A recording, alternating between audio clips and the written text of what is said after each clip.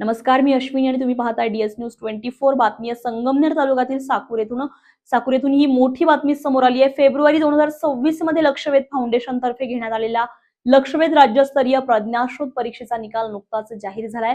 यामध्ये साकूर येथील विद्या प्रबोधिनी प्रशालेतील 3 आणि देवी पठार येथील जिल्हा परिषद प्राथमिक शाळेतील 1 विद्यार्थी थेट राज्यामध्ये चमकले. या विद्यार्थ्यांनी लक्षवेध राज्यस्तरीय प्रज्ञाशोध परीक्षेमध्ये आपला ठसा उमटवलेला आहे.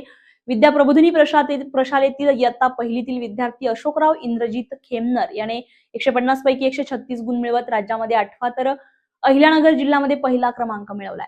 अशोकराव हा थोरात कारखान्याचे संचालक इंद्रजित खेमनर यांचे चिरंजीव आहेत. तसेच इयत्ता पहिलीतीलच विद्यार्थिनी अनुश्री बाळासाहेब सागर याने 150 पैकी 132 गुण मिळवत राज्यामध्ये 10वा तर अहिल्यानगर जिल्ह्यातून 3रा क्रमांक मिळवलाय. अनुश्री ही युवा नेते बाळासाहेब भाऊसाहेब सागर यांची कन्या आहे. तर इयत्ता दुसरीतील विद्यार्थी जईद नासिर शेख याने 150 पैकी 140 गुण मिळवत राज्यामध्ये 6वा क्रमांक मिळवलाय.